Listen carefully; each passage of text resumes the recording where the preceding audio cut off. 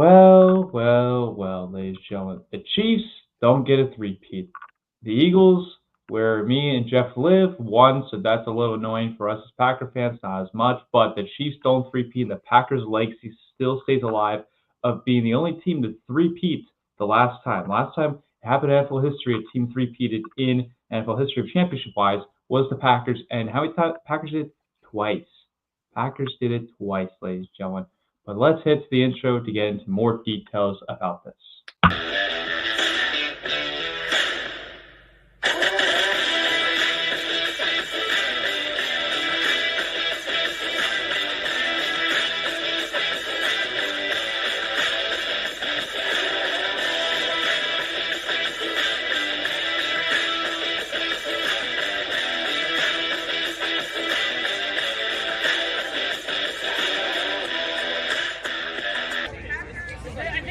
This is Tom Grossi, and you're watching the PackReacts podcast. Let's go.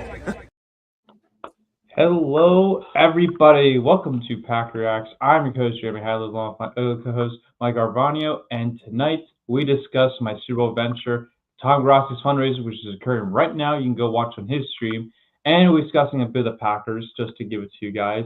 And of course, we bring on a guest once again here, Jeff. Thank you for coming back on, rocking the Temple hat. I love it.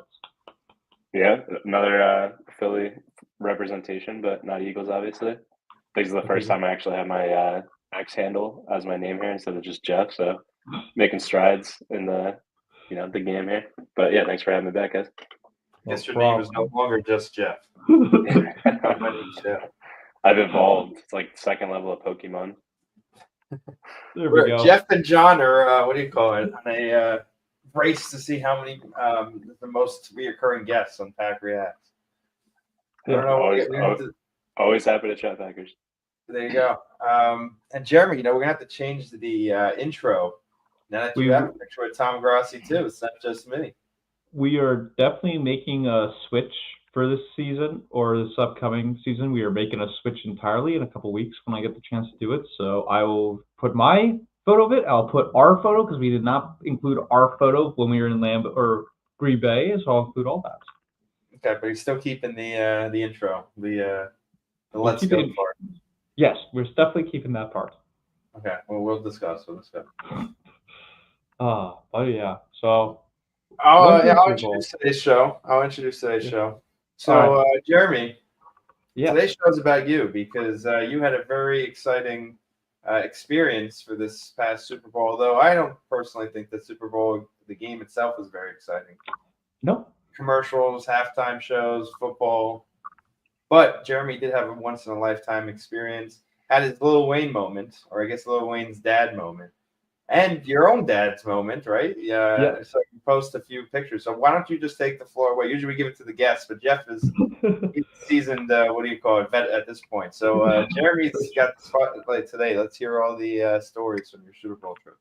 All right. So I will be putting out a video of all of this, a bit more context about it, coming out this week. But so basically what happened was how I got this opportunity. I discussed it last time when Jeff was on. Was basically in order to go work this year at my college, you have to basically go through an interview kind of process to make a video, put out your resume, cover letter, send it to the Super Bowl committee, which is basically our entire sport management department at my school, and they review to see if you basically get it or not. It's mostly seniors. We did have one junior go this year. Last year, there was about 16, 17 kids that went. This year went lower because we only one professor could go, so we had 9 total students, so that was fun there. Have them go. So basically we left. I want to say it was Tuesday before the Super Bowl. I arrived at my college. We fly out at BWI at 7 a.m. Arrive in New Orleans 10 a.m., which I did not know that is a 1 hour difference from the Eastern time. It's 1 hour behind us. That I did not know until I landed, so that was fun to notice there. So I had a free day that day, and basically, I got to go explore Bourbon Street.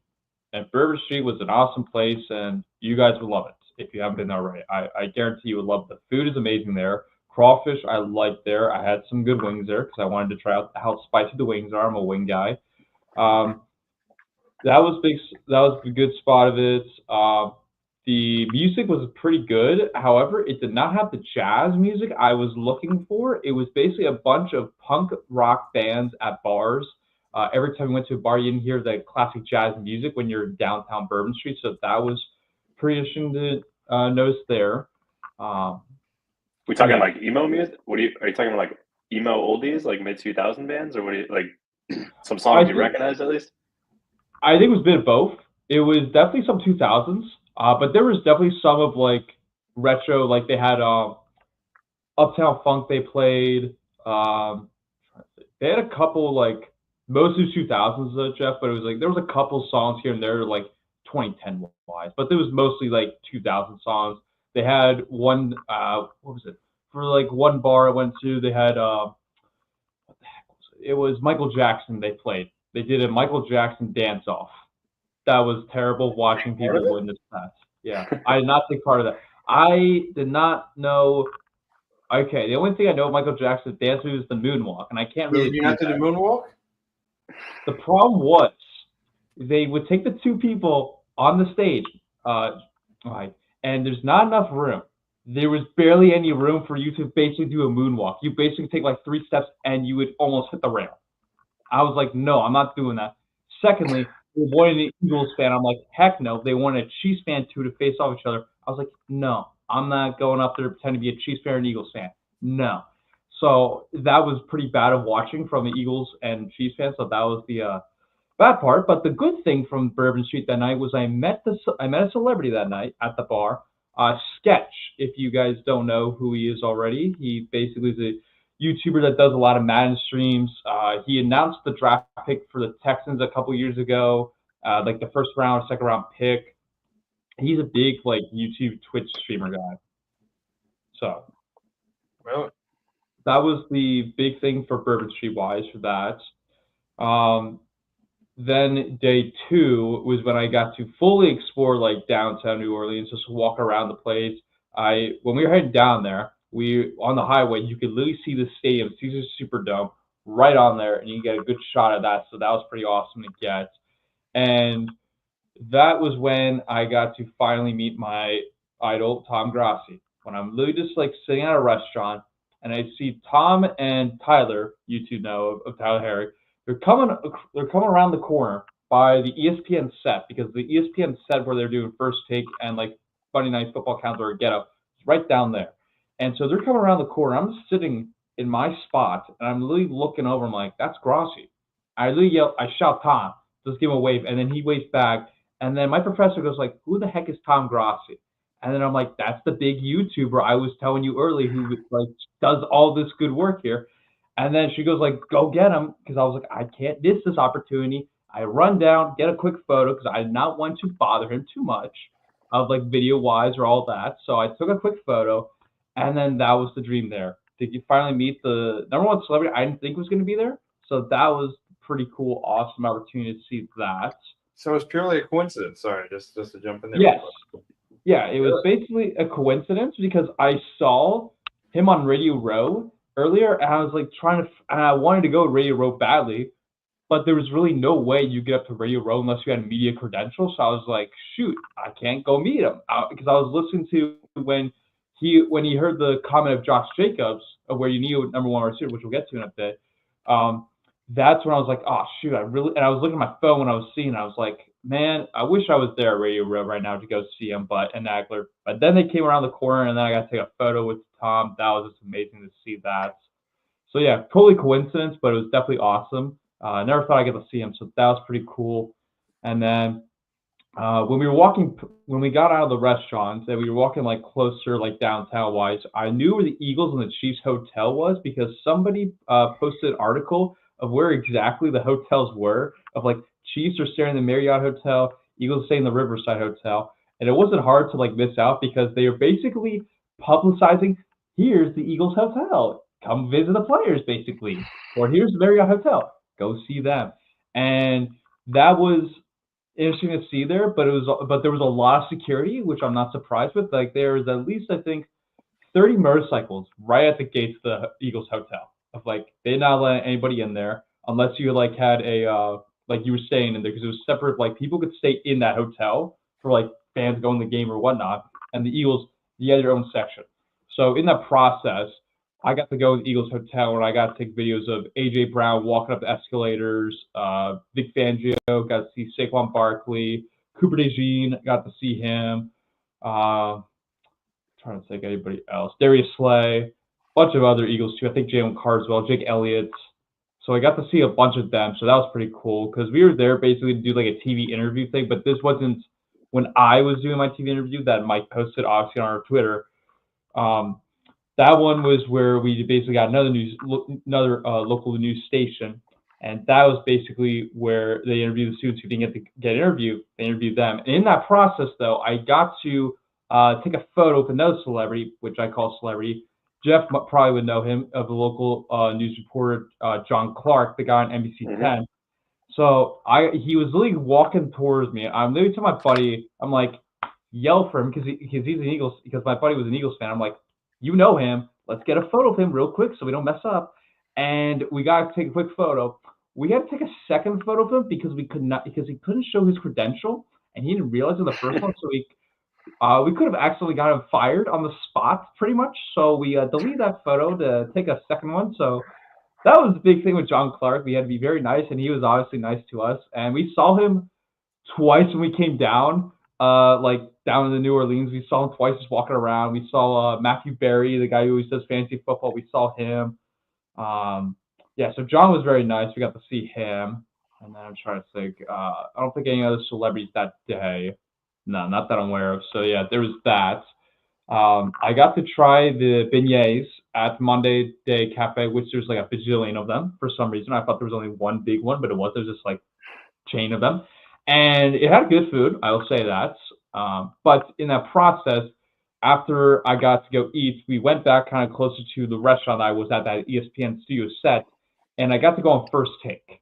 Basically, I wasn't on like the chair like how you would see on First Take, like where Shannon's chirping or Stephen A's chirping. I was right behind Molly, or if you see on, I think it was Wednesday. Yeah, I think it was Wednesday or Thursday segment, and I have the video to prove it. But I was right behind Molly and the guy holding the big Chiefs sign the entire time, and it had all autographs on there. I was like, wow. That's a big sign. I want to yell, Chiefs suck, just go take a fat L. But I didn't. But so I got to be up on like in front of the camera like the whole time, basically. Like I was literally like the whole segment, I was literally just right behind the camera. We got a good English lesson, I like to call, from Cam Newton, of how he would talk about money. And he kept talking about, like, he was saying to this one person, this like random fan or yes, one random fan of him or something like that. He's like, do you have good money? And he goes like, no. Do you have a girl? No. Do you have boys? And he goes like, I guess so. And he goes like, it's all about that money. You want that money, money, money. Is all he kept saying about, because the one fan apparently said to him, was like, Cam, you got to get your contract or do something of like, you got to get your money. And Cam just kept going, you need that money if you want to be in good life, kids. Have a good money. And we kept saying like and we tried to get him to do like the classic like his famous dance, not the dab, but like the chest thing. And he says, I only do it on touchdowns. I'm like, you don't even play in the NFL anymore. Go get your money and do that again. I swear. So we got to have him shout out towards us. We had Shannon Sharp give us a wave. I tried to yell out to him, which he looked towards me and gave me a wave. I yelled, but he didn't listen. I was like, is your brother making Hall of Fame? And that very night, his brother did make the Hall of Fame. So that was pretty awesome to see there for that. And then try to think, the biggest fun events besides working the Super Bowl, which we'll get into, was the NFL experience.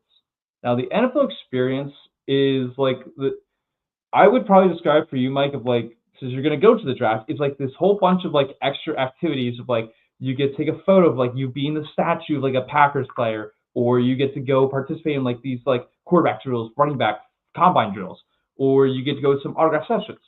That was the NFL experience basically. And in that process, I got 4 players. I don't have my card on me right now, but I got 4 NFL players that play in NFL, probably 3 by the end of next year. That will still be in the NFL. First one was Will Levis, the guy who loves putting mayo in his coffee. Don't understand the man, but loves mayo commercials. Number 2, which I think has a good shot of staying in the league for a bit, is Kyren Williams, the running back for the Rams. Number 3 was Quincy Williams from the Jets, the defensive lineman. And then number 4 was Brian Robinson Jr., the Commanders running back. So those were the 4 I got. And in that process, what I got the autographs was on my draft card. And you could actually get drafted like you were going to get drafted in the NFL draft. So I have a video of that I'll put out very soon. So that was a big thing there. And the whole time throughout the week, I was at the NFL Experience twice, and it was very cheap to go to. I recommend it to you guys. It was like $20 just to get in. Definitely recommend it.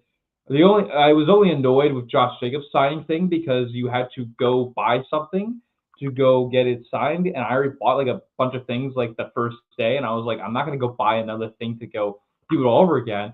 And had I done it, like if I got it and got to line, they would have cut me off because they were like, behind this person, they're cutting off people because he has to leave by this certain time. So I was like, all right, well, I guess I don't get to meet Josh Jacobs. So I was annoyed about that. But on my process, because I was going to go ahead and see Quincy Williams and Brian Robinson Jr., on the way, Drew Brees walks right past me with this kid. And I'm like, I see security. I'm like, who the heck is this guy? And then I look at the guy. I'm like, that's Drew freaking Brees. That's Drew Brees. And I'm like, okay, I got to take a video of this. So I took a quick video of that. That's see Drew Brees there. So that was fun. I did see. I wonder.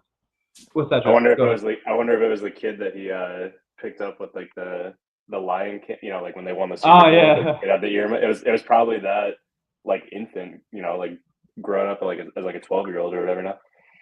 Yeah, probably. And then I got to see Cameron Jordan's father 3 times. The second time I went to the NFL Experience because first 2 I'll get to.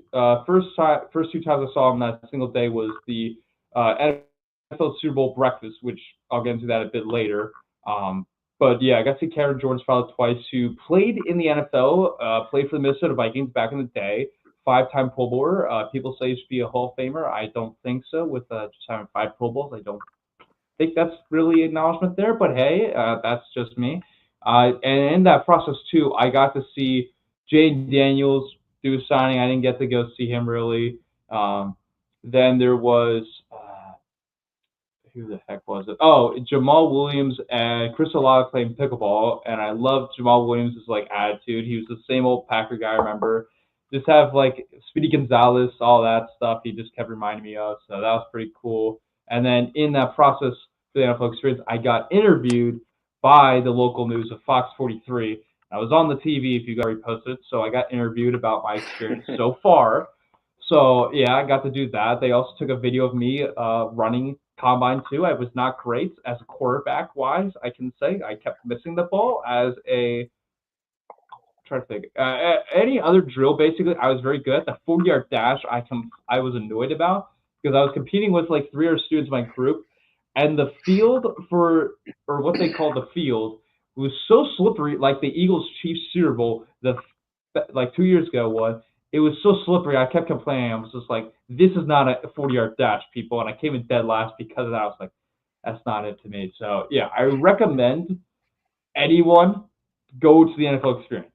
It is awesome opportunity. They got so much stuff out there. So much. Like they got every Super Bowl ring, every Super Bowl tickets, all the Hall of Fame stuff. They even brought Hall of Fame bronze statues in there. Awesome opportunity. I would recommend to all of you guys to go there. So that's something I would recommend. And then I'll get into the breakfast real quick because it was the day before the Super Bowl. And in that process, I got to work security. So here we go. Credential. Right there, I got to work. I'm gonna get fired for showing us. Yeah, you're gonna get. Yeah. Well, here's the thing: I'm not working it anymore, and it was volunteer. So hey, they can't do anything to me about it. So I'm gonna take a screenshot of what you just sent, right? And I'm gonna put it into Photoshop. I'm just gonna change the year from 2025 to 2026. I'm sure it's gonna be exactly the same next year. I'm just gonna waltz around. I don't know. So besides that, James Bond. Okay, James Bond. But anyway, so basically I got to work security, and the best part about it was I got to like be part of like this because I didn't know what my role was gonna be because I was the last person to like figure out what the heck am I supposed to do because I was helping set tables for this breakfast thing because it's like a big award ceremony. Basically, like the Walter Payman year of like escalating wise, but it was just like specifically for the Bart Starr Award, which is just a community award, and the person who won it was Cameron Jordan, defensive end. which I was 3 feet away from him when he was leaving. So that was something. Excuse me. And then what else? Yeah, in the big Super Bowl group, there was a bunch of celebrities of like football related celebrities of like Tony Dungy, um, the Chiefs owner family of the Hunt family, Terry Crews, the biggest celebrity I would say of like not football wise, basically. Even though apparently he was a Packer, I didn't even realize that he played for the Packers for some reason. Saints owner, she was there. James Brown from CBS, the moderator. Not L.A. Damon Thompson. There was Mike Singletary. Derek Brooks was there. A couple other guys there, where basically we're all doing a kind of prayer session. That's what it basically was. It was just a prayer session about it. So that was the big thing there. It was just like everyone comes together and they do that. And that's what was the big thing about it. So I got to work security for that and then got to watch this whole ceremony happen for Cameron Jordan. Drew Brees makes a fun appearance there. So that was basically my entire time with the Super Bowl breakfast and then went back to the NFL experience right after that. And then to get to what everyone wants to know of what happened. Yeah, let's hear it. Come on. I want to hear the job part. So the job. So Yeah. it was rainy day, I will say. It was rainy day that nobody knows. But you wouldn't know. Yeah. Exactly. Like here's the thing. Like you wouldn't know that it was raining. You didn't know the Jets were coming by because it was inside. I wouldn't know if a play happened in my role because I was helping escort the media where we're supposed to go with this. So you didn't watch the game at all. Okay. Let me get to my part here. First half is so entirely I really didn't get to watch the game. The first half I could not know what happened. Second half I kind of knew what was going on. That's when it happened. But the first half, let me continue. This is what I use to direct people to go to like, okay, media, go down this way, go to the media room if you want to get your food or drink for your dinner, or you want to go to the post game where the like they're gonna have post game interview stuff. Go down this way. So I directed people right by the Fox Sports set of where they had Charles Woodson, Julian Edelman. That was what I was doing. I was basically directing people where you're supposed to go. I wore this. This was my workers' outfits. So basically, I was directing people where we're supposed to go here. It's like, you want to go to gate C, section B, go up to these escalators, and then go up to these person. So basically, I was guiding the media where you're supposed to go. And I had to help out there. And in that process, because I was annoyed of like, I don't get to hear anything of the game. I don't know what's going on. I didn't care really what was going on in the game. I was just like to know, like, okay, can I hear something of like something announced, but I really didn't get to know. And in the process, the rain was coming. And when I was guiding the media, the water, because there was like basically a hole of like no blocking, and the water's coming in, and the water's like looked like it's a flood over the floor, basically in the parking garage. And my feet, socks, and shoes are all wet. And in that process, after having everything like wet, I wanted to badly take my shoes off, take my socks off, literally just get my feet open. I couldn't do that. And when I had by the second half, because I didn't even watch the halftime show, I heard it was bad. I got to go inside and work at the 200 level. And in that process, when I'm walking towards it, my feet are killing me. They feel like I'm stepping on nails every 5 seconds. I was like, pain, pain, pain. I was like, you gotta power through it. You gotta power through it and go through it like an NFL player is getting tackled in the game. That's what it was in my analogy. Or the biggest one analogy I said in my interview was like, you gotta be like that player coming out of the tunnel. The adrenaline's coming towards you. You just gotta be ready and go. That was my other analogy of football wise for that. But to get into the second half wise, I got to work at 200 level, guide the fans of like where you want to go, and the media of like you would go down to the post game. I saw 2 media people I recognized off the spot. You might know him, Jeff, from WIP, Elliot Shore Parks. That guy. That one, I'm always will not be a fan of him of his sports takes personally. He always gives. I was gonna say he seems more of like a hot take kind of guy. Yeah. Also, on a side note, quick, can you pop me back into the X stream or the Twitter stream? I think I popped out. There you go. Sorry about that. No, I've seen him more recently, yeah. And I've meant to ask my friends like if he is somebody that they respect his opinions of, or if he is basically a hot take artist. But it seems like he's more of a hot take artist. Yeah, I was telling my dad because he didn't really know, but I was telling him like, yeah, Elias Shore Parks. I said like the guy that always gives the hot takes, and then my dad said, well, you should have given him the wrong directions of where to go. I was like, that guy gives the hot, because he's the guy who would be like, since the Eagles won the Super Bowl, he'd be the guy who would say like, the Eagles should trade Jalen Hurts right now. He Yeah. would basically be the guy who would say that. I'm like, what are we doing here? So that was one guy I met. The second guy, which I respect him. I don't like his team he roots for, but that is Mike Florio from NBC Sports. Got to see him, direct him to where he's supposed to go meet his family. So help him out there. And in that process, after I got to like take care of Mike Florio of like where he's supposed to go and everything, I got to go out quickly towards like not the field, but like in the section of like where you're supposed to if you want to go take a seat real quick. Took a bunch of quick photos and videos of that, which was just the game was basically over by then, but it was just like took a quick shot at everything. Got a good. My friend sent me a good shot from the 500 level. That's just like peak, like you would just want of like the Super Bowl parade, almost of like the ceremonies happening and everything. So that was pretty cool. So that was basically my role of what the Super Bowl was for me. I think the only critiques I really had with like the organization of like how they organized seats and everything was they had a color code which was nice. However, in like the 300 or up to 500 level, they basically put the media and the fans together, which I was just like, that does not seem a good idea because an Eagles fan who's like drunk could just easily take the microphone from media and just like go birds, just like off the spot or like something like that. So that was like a little complaint I had to myself. I was like, I don't think that's a good idea, guys.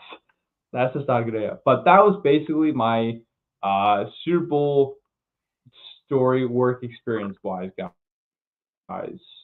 So that's basically my story wise. Do you have any questions? I do. So All it right. sounds like, well, from the video, it seemed like there were like 10 to 15 people that were on the trip. Is that right? Or maybe more than that? Not 9 people. No, I don't guess so. There's 50 people from last year. Okay, so did everyone have the same job? If not, what was the best job that somebody had? And what was the worst job? And was yours the worst since you got soaked? I would say my friend who was in the same exact spot with me, and he had that position the whole game. That I would probably say that was the worst spot, except that for my group, it was different though because there was about a total of 3 students. Yeah, there was 3 students in total who didn't have like a higher up, like kind of supervisory leadership kind of role. That was the big thing because the way it went in order was like there's a coach that was like in charge of who does the who does the breaks, who's like in charge of like the captains, which are basically supervisors. So basically, my professor was a coach, and we had one student who was a coach. Fantastic, they did a great job of that. The captains were basically every other student in my role, like in my group. So what my friend Tyler, he had the media, so he would direct people going down where he'd be controlling the press conference, like where everything was in the media room. There was one person up at the 500 level, one person at the 300 level that I got to work with, and then I had one person who was working with me in the parking garage. I felt bad for her because she was essentially supposed to go inside and work like the 500 level I thought she was, and then she didn't for some reason. I don't know why. So I felt bad for basically those two. I think the best probably job out of among the group was the 500 level because my one friend, he's an Eagles fan, was just watching the game pretty much the whole time. I mean, he didn't really have to direct or help people like where to go, so he basically got to watch the game. I'd probably say that was the best spot. The worst spot was probably my spot. Really? So they got a free ticket to the Super Bowl, effectively. Yeah, because I was just like, I was looking at the spot. I was like, why does it have to rain on me? And then it stopped raining like halfway through the game. I was like, oh, thank goodness. And then my feet are still soaked wet. I was like, I can't get out of it. But weren't you underneath like the stadium? Couldn't you just walk out of it? Like, sorry, I don't think. So it wasn't blocking me, Mike, but like there was like a little section, like you know how you go in a parking garage and like you're going around like this whoop de whoop, and like there's a little like window space basically, like the rain comes in, there's like no blocking. Yeah, so it was like It's kind of like the wind taking Yeah, on basically. It's the not like it was wind coming took like it. straight down on it. Yeah, so basically that was happening, and then the water came in, then it got my feet all soaked and wet.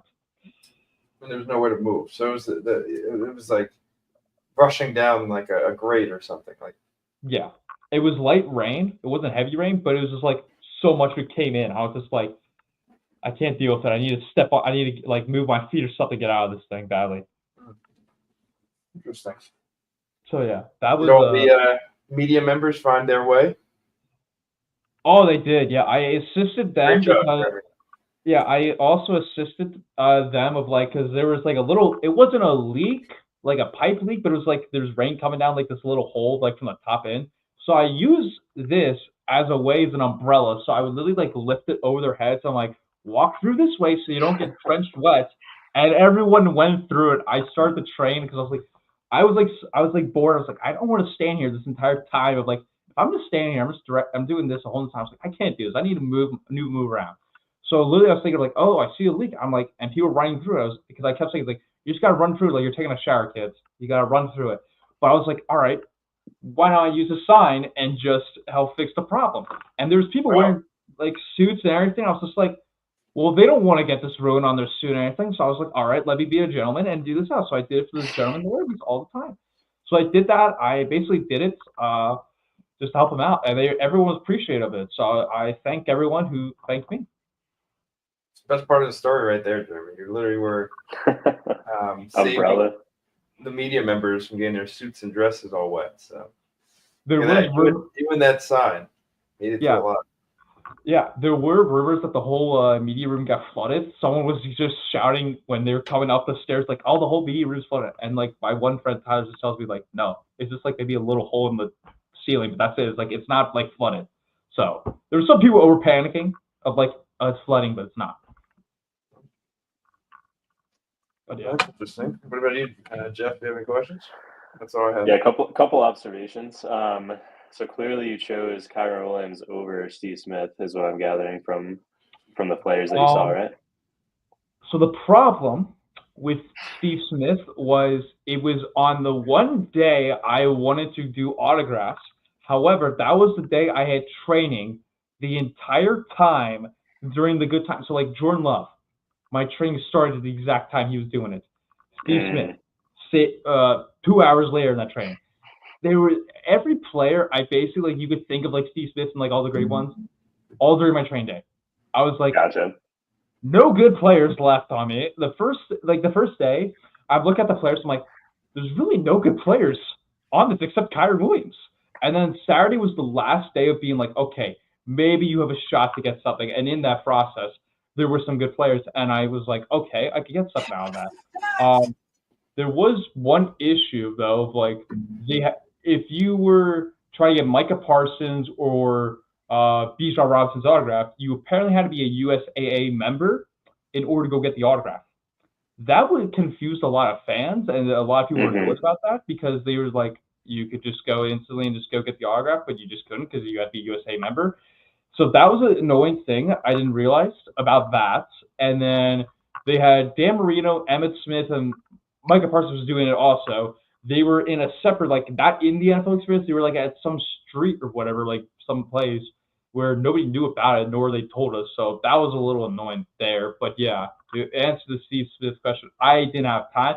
Had he been there, I would have went for him, Jeff. I would have went for him. Gotcha. I just remember you had mentioned that in advance, where it seemed like it was kind of like you had to choose between the two. So I thought you chose Kyron Williams over him, and I was going to say, very, very, very Gen Z move of you if that's what you did. But no, what was the best food item you ate the whole time? I know you mentioned like beignets and wings, and I think you mentioned one other thing. But what was the best food item that you had? The burger was basically because I was trying to be simple. I wasn't trying to like overspend because the food was very expensive, and I was just like, okay, wings. I had like 3 times at like a couple restaurants. Crawfish was pretty good. The burger was very good. I think the best food item I had, like of New Orleans food wise, of like Cuisine. the culture, was cuisine was the crawfish. I think the crawfish was the best part about that. So that was pretty good to have. And then I forgot to mention to you guys because I went on a swamp tour on my off day. That was after the training. I went on a swamp tour, and in that swamp tour, I learned a fact about Mr. Brett Favre. Apparently, Brett Favre's grandfather worked alongside the very river I was on, which I'm pretty sure was the Mississippi River. His grandfather worked on that river for like gold, or not gold mining, but like help out like breaking down trees, like making land and everything. His grandfather worked on that river, and Brett Favre's place was not that far away from the very river we were at. So That's pretty cool. Yeah. Nice little factoid. Yeah. Yeah. So it doesn't sound like you saw any Packers players. I mean, you probably saw like, Josh Jacobs from a distance, I guess, but you didn't see any other I was passing like or up close. I was like 12 feet away from Josh Jacobs. That's the best way. Really? Because like they had the line, and there was like they had like the line where you exit, and that's where it basically was. He was like 12 feet away. And I just see I see a little kid wearing a Vikings jersey, and I'm getting his autograph. I was like, that dude does not deserve to get that autograph. Yeah. That's me. Like, come on. Yeah, him. I heard Rashawn Gary was there because he was doing like a play 60 kind of thing, but apparently you had to sign up and do a bunch of things, so I didn't get to see him. Terry Crews technically, because I didn't realize he apparently played for the Packers. I never knew that. I didn't know that either, actually.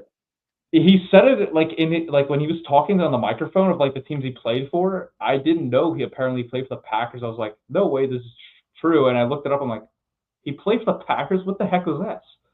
So yeah. So that was that happened. And then to go quickly back on the swamp trip, there's raccoons that are like just swimming around, and like they're basically acting like little squirrels, and you feed food to them. And what they call raccoons down in Louisiana, according to our tour guide, I think it was Steve. Yeah, Steve. He's told us that they call raccoons George. He gave me two reasons. The second reason I forget completely, but the first reason he said was because of George Clooney. Interesting, because like just the gray hair, I guess, or like the gray black coloring, or like what does it have to do with George Clooney? I think he just said completely just like George because of George Clooney, just because he's very hot. I was just like, all right. Interesting. So, yeah. No, those are my main questions and observations. You guys, what were your guys' thoughts on Josh Jacobs? Making a bull proclamation that they need a veteran in the wide receiver room.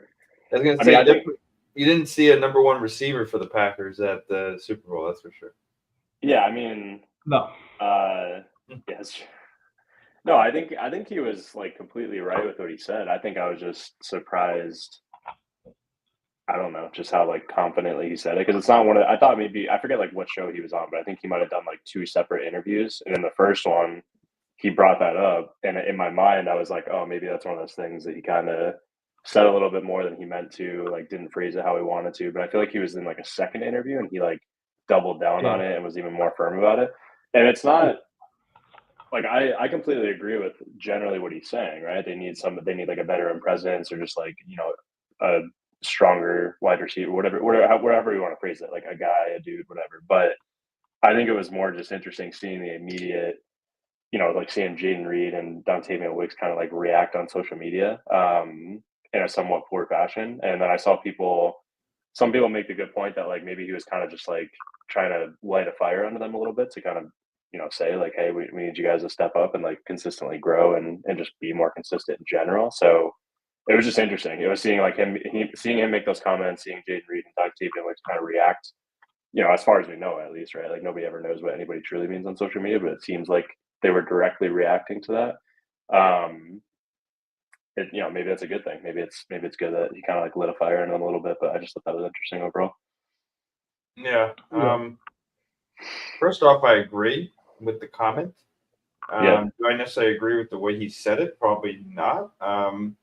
Although I do think that I'd rather prefer honesty than political correctness. Yeah. Although it is kind of throwing your teammates out under the bus a little bit. You probably could have said that, we would have liked, instead of having a number one receiver, we need a veteran in the room.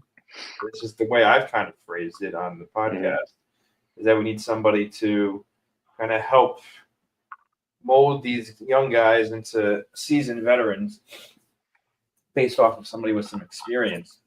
And I think he kind of made it, I think he had that in heart, but also said something, a little bit more than that, basically saying that they needed more talented guys as well. But it is interesting how the young receivers kind of banded together to kind of combat that on Twitter right away. I mean, I don't know. It seemed like there was more there than it might seem on the surface. It is interesting how when Josh Jacobs kind of arrived later on in the season, that was kind of the same time when a guy like Jaden Reed kind of disappeared. And it's just kind of interesting when you were saying that, Jeff. I was kind of thinking to myself, I wonder if there's some correlation there. And I don't know, maybe I'm a conspiracy theorist, but it is kind of weird how Jacobs kind of takes over the offense. These other young guys kind of disappear. When you think that should be the opportunity for, some of these guys to step up and be open because the defense is playing to stop the run. I mean, I know, Jeremy, you didn't watch the Super Bowl really, but for the one half that I watched before I decided I'm going to fall asleep, he was bored. You could see how the Chiefs were completely overcompensating for stop Saquon. And for the most part, I believe they did stop Saquon, but they got gashed downfield. A.J. Brown had a good game. Devonta Smith had a good game, Yep. They got completely gashed downfield. And that's what the Packers should have been able to do with a guy like Josh Jacobs running the way he was down the stretch. And I think, they had some unluckiness with injuries, with Christian Watson getting hurt. I think Dobbs had some concussion injuries as well, and he had some issues there. But Jaden Reed was non-existent. A guy like Dontavian Wicks wasn't playing up to par. And, other than that, who else they really got a receiver? They got Malik Heath, which I like Malik Heath, but he's not a guy there. I mean, who else? Mo Belton, right? Yeah. That's really it. So look, we're missing a big name at receiver.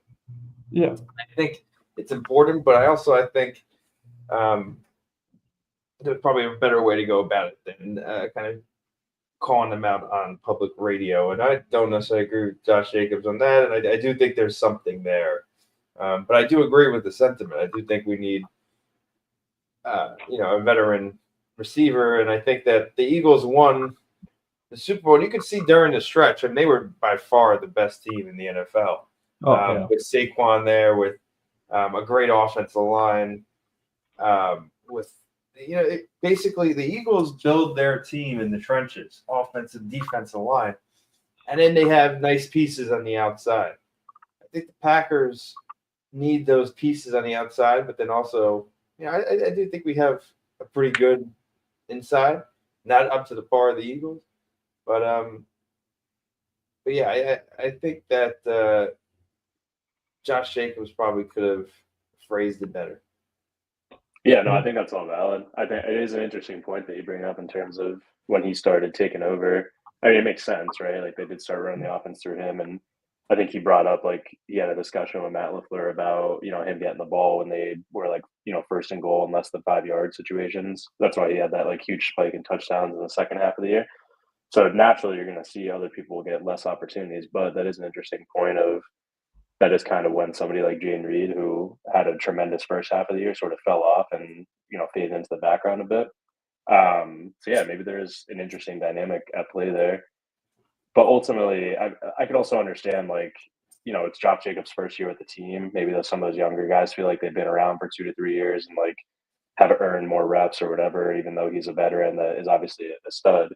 But yeah, I haven't thought about that at all. But yeah, maybe there is some sort of just relationship dynamic there that ultimately needs to be worked on. And, maybe Jordan Love plays a big role in that to kind of, because I know towards the end of the season, Matt LaFleur also mentioned Jordan kind of stepping up and being more of like a vocal leader and things like that. So maybe he could play a role in kind of like bringing the two sides together. Because obviously Josh Jacobs is just like, always trying to have the biggest impact he can. He wants to win, all those sort of things. So he's probably not thinking, the best about his usage of words and things like that. And, kind of like how much what he says in an interview carries weight with the younger guys and stuff like that. So no, that's all interesting points, but hopefully we see it all kind of like gel a bit more. Because like I said last podcast, like I'm out of the belief that they're missing a major piece. Like I don't think they need to go out and draft a receiver in the first round. I mean, if they do, great. If they really fall in love with somebody in the first round, like by all means, that would be really cool to see. But or I don't think they need to go sign somebody like T Higgins, even though he is allegedly going to get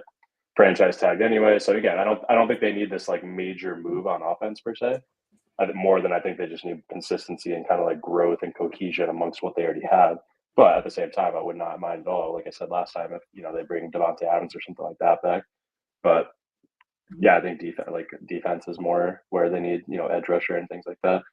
But yeah, ultimately again, yeah, don't disagree with what he said, but yeah, probably just the way he went about it could have been a little bit better.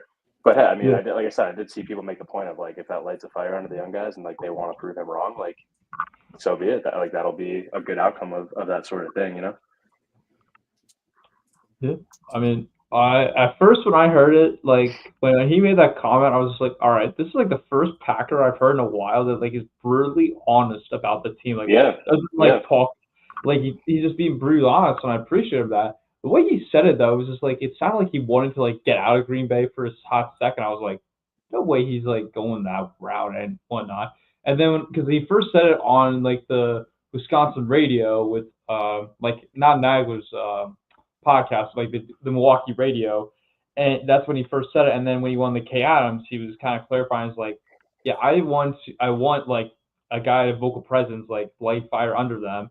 And he did tweet out, like, it's like no, like not to be mean to you guys, but it's like trying to like get you guys motivated here or something like that. So I was happy with like Josh Jacobs being like honest and vocal about it, but the way he said, I agree with Mike of like you could have maybe said it a little bit better because it sounded a little too harsh.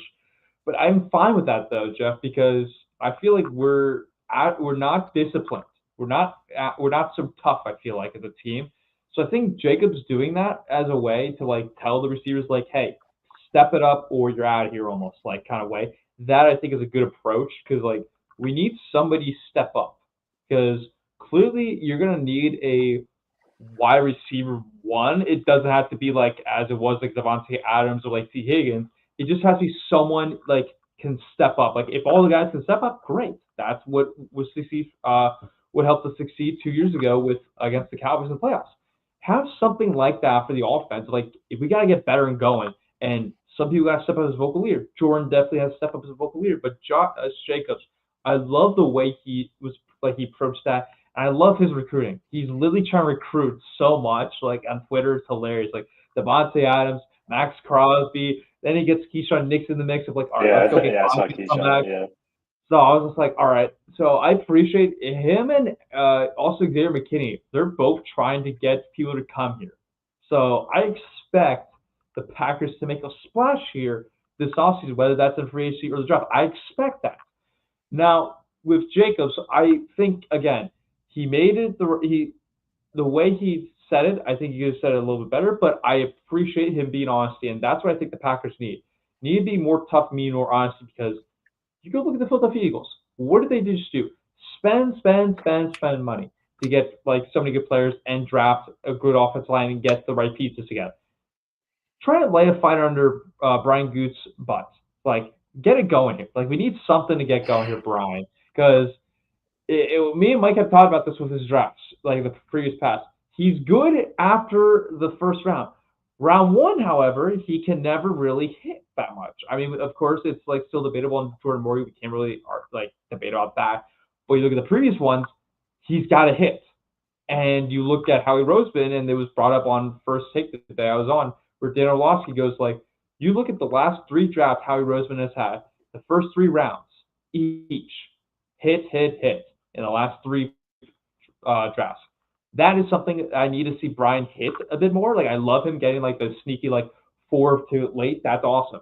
But you got to obviously hit a first round pick. Like it's got to be like a destined pick you got to hit on. So I appreciate Josh Jacobs' comment and Xavier McKinney just trying to get the recruiting going. But Josh Jacobs like that fire under them. Get it going here because they need something to like get something here to me. One thing I wanted to hit on, that first round pick. Not to bring this up and be a Debbie Downer, but they made a mistake not getting Cooper DeJean. I'm sorry. We all thought that they should have got him. And I remember on a draft stream, which, there might not be a draft stream this year since we're in, at least John and I will be in Green Bay for it. But I think we were all very angry when they didn't get Cooper DeJean, and I think we were right. Look, I know that was one play and whatnot, but I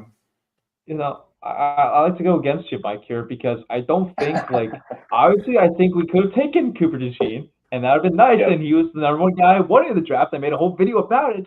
However, we got Evan Williams, sneaky underrated guy. We also got Javon Bullard, another sneaky guy. I think Evan Williams is really almost, but I think Evan Williams has the more talent than Cooper DeJean, in my opinion. I think he could literally almost be the exact same player as Cooper. But 1 second. Cooper DeJean would not have stopped you from getting an Evan Williams. Evan Williams, what, a 4th round guy, 5th round guy? So I don't remember which round he was got. I mean, it could have changed. It could have changed the strategy. I think the way I think about it is that it's too early to tell. Yes, obviously, short-term memory is okay. Cooper DeJean had a splash play in the Super Bowl, but overall, he had a solid second half of the year. But it's not like he was lighting the league on fire since the first start he had. He didn't even start the first 6 to 7 games. Yeah. So I understand, and I think it also doesn't help that Jordan Morgan was hurt most of the year. If he wasn't hurt and he ended up being one of the 5 starters, a stud offensive lineman is one of the most premium positions you can get. So I just, I think we could certainly look back in 3 years and be like, that was a huge mistake. But I think right now it's kind of too early to tell. Let's let it play out next year.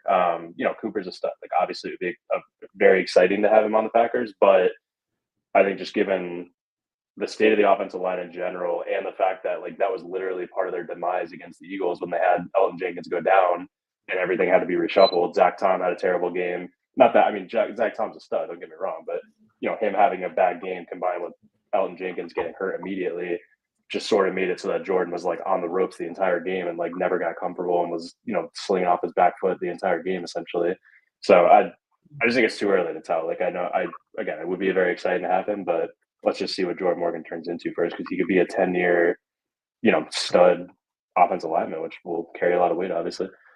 Well, you also have to look at it too, Jeff, of the scheme-wise, because Vic Fangio's defense is completely different from Jeff Hafley's defense, so that has to play a factor of what role would Cooper DeJean have been better in of 3-4, 4-3 defense. That has to play a factor also. Yeah, definitely. So Mike, it's not like I don't think we're both saying entirely wrong. I think it's just too early to tell. Let's just see how it plays out. I get what you're saying, and here's the thing. I don't know. My thing about Jordan Morgan, right, is it's giving me a lot of Derek Sherrod vibes, and maybe it's because one year, right? That's obviously that's very fair. If he ends up being injured every year, then that would be a huge bummer. But let me put it this way: it's been 1 year. I get it, but the thing is maybe I just have what do you call it? PTSD from that year, right? Yeah. No, correct me if I'm wrong. Was that the last first round offensive lineman that we picked? Was Bulaga after him? I think Bulaga might have been after him, or no? No, Bulaga was before because he won the Super Bowl. Oh, it was Derek Sherrard, and then it was. I think it then Jordan Morgan. I don't think we picked. Yeah, I think that might have been the last. I think it's been. I'm pretty sure it's been defense the entire time since we've gone for right. Pretty much. Yeah. No. One last thing I was going to say on it was if you think about the Eagles game, right? If they had Cooper DeJean, I don't think it's the outcome of that game. I don't think would have been very different if they had a better cornerback, right? The Eagles only put up 22 points, which, as the rest of the playoffs played out, turned out to be an incredible defensive performance compared to the other 3 games that the Eagles played, right? Where they were averaging 40 points a game, basically. So basically the Packers defense held their own. And I don't think having Cooper DeJean in that game would have necessarily won them that game. Maybe they would have got turnover perhaps, but it was very clear that offensive line was a pretty, big issue in that game, and they need another stud there. So I think just looking at it that way is hopefully that, shores things up next year, especially if they end up playing the Eagles again in the playoffs and you got to face, Jalen Carter, Jordan Davis, just the wave of pass rushers that they have. Offensive line is going to be a very important piece of the, hopefully a rivalry over the next 3 to 5 years that the Packers and Eagles end up having. But yeah, right now, just to be clear, it could be a very good pick. And obviously, right now, I'm just mad because of the play he made in the Super Bowl. That we literally a pick 6 in the Super Bowl. Very but here's the thing. This is an important pick. for Goody's legacy in Green Bay. Because if let's just say Jordan Morgan, just an instance, becomes another Derek Gerard where he's injured all the time, never hits the field, and you got a guy like Cooper DeJean that already has made that play in the Super Bowl, right? I don't think he falls off next year. He's 22 years old? Yeah. So assuming he doesn't fall off, if Jordan Morgan doesn't end up being your left tackle of the future, it's always going to be another bad taste in our mouth. Going the other way, taking a guy like TJ Watt taking a guy like Kevin Kingston, TJ Watt, right? Like there are these guys that the fan base had wanted, right? And we completely went against that, and it's completely been egg in our face. Although then there's another guy like Clinton Dix that we all wanted. We got him. No, it worked for a little bit, but then it kind of blew up. So look, I don't know, but I feel like this retrospect game could be played like almost every team probably does this though. You know what I mean? Like the more you hear like other like clips from other podcasts and stuff, it's like almost every fan base is like, oh, we should have took this guy or this guy did, and it's like it has a lot to do with like the Eagles are obviously the team that their fan base is the only happy fan base to end the season, right? So it's like any move that they made, any player that they have, it's going to be like fried in our brain of like, oh, we should have taken him. And obviously it was like most Packers fans draft crush was Cooper DeJean. So it's just like I feel like I actually saw a graphic earlier that was like pointing out how bad the Niners have drafted like over the last like 7 years. Like they have like I don't remember the exact number, but it was basically like 30% of their first and second rounders are like starters right now, essentially, which is one of the lowest rates in the league. So it's one of those things that like it always feels like your team is making these like bonehead decisions occasionally, where you could point to like one thing here or there and say like, oh, we should have won the Super Bowl if we took this player or that player. But every team's fan base is basically doing this like mental gymnastics after the season, being like, should have done this, should have done that sort of thing. So I try not to get too bent out of shape about it and just like appreciate the studs that we do have. Plus, one more I mean, like I guess the whole thing with Jair Alexander, right? Like, yes, his injury history over the last 2 to 3 years has been bad, but it's like coming into the season, I think we were all hopeful that it was like, okay, he's finally going to shore it up, like hopefully be healthy, get back to the form he was in. So it's just like coming into this year, cornerback didn't feel as big of a need as it did by the end of the year. But with that said, they also played like Keyshawn played much better than people give him credit for. Yeah. Valentine was holding his own. I mean, he got bulldozed by Dallas Goedert in an embarrassing fashion against the Eagles. But again, it was like the defense was not the reason that they lost that game, right? It was definitely the offense kind of sputtering out. So it is what it is. But valid points all around for sure. But, I mean, going on to. No, I was gonna say, Jeff, we basically had the best defensive performance against the Eagles this entire postseason. That's all I can say. Yeah, it's crazy to look back on retrospect because it was definitely a very frustrating game at the time. But if we had played any other team in the first round and then we played that similar game against the Eagles in the second round, I think in retrospect, like all the conversations this offseason would be much different. I think it was simply because it was like the wild card matchup. It was our only playoff game. It felt like we got our doors blown off when we had every opportunity to be in that game. But then you see how the rest of the playoffs played out, and they were just bulldozing teams. And it's like, we actually gave them the best competition. I mean, the Rams obviously came down to the wire, but that was also like a weird, game with the snow and everything. So, but ultimately seeing them dominate the Chiefs made me feel much better about how the Packers held up to them in the wild card run. Yeah, I had a feeling the Eagles, like I said, my bold take for a Super Bowl, which I believe I said on the podcast, was I said Eagles win by 10. And it was like the entire week when we went to the Super Bowl, there was like 70% at least, or 80% were at least Eagle fans all there. Like the Chiefs fans showed up like day 2, like 2 days before the Super Bowl. And through that week, I literally just kept thinking like the Eagles would win the Super Bowl, like the fans. And like I kept seeing like so many signs of like that reminded me of Philadelphia. It had like Veterans Boulevard, Veterans Stadium right then. Broad Street had a Broad Street. I'm just like thinking to myself, like it's having every single little thing. I'm like, okay, this really points to Eagles win the Super Bowl. And then when I was at the NFL Experience, the Pro Shop, and I was getting my best friend's dad a Eagles pen, I'm like, they're gonna win the Super Bowl now if I get them this, I swear. And then like it just kept going in my mind, Jeff, of like these little things. I'm like, this like points to like the Eagles could really just win it. Just like boom, boom, boom. Yeah. No, I mean, I felt a similar way. I think it was 2020 season where there was a lot of these like little things that seemed like it was pointing the Packers' direction, like it was like their year. And then obviously like the David Bakhtiari injury happened, so it's like I've been there before in Packers seasons where I'm like, all right, this is the year. Like it all feels like storybook, like the way they got the #1 seed, they finally have home field advantage, yada yada, and then it all just goes to shit, So it's hard to know, but sometimes it's good when you see those signs and it ultimately plays out that way. Yeah, definitely. Mike, We you got want to any more talk. Grossi Sorry? here? Do You you have want to any talk more about last? Grossi? Yeah, I'm fine with talking Grossi unless you had any other last comments about the Super Bowl or Packers. No, I mean, in terms of the Super Bowl, I think this was one of the most underwhelming Super Bowls when it comes to commercials, halftime show, and the game. Was there any good commercials is my question. Not that I know. Like you literally don't know, right? Because you didn't see anything. I haven't seen any commercials, nor the halftime. I know the halftime was terrible. All I heard was Samuel Jackson was there and Serena Williams were in the halftime show, apparently. That's all I know of.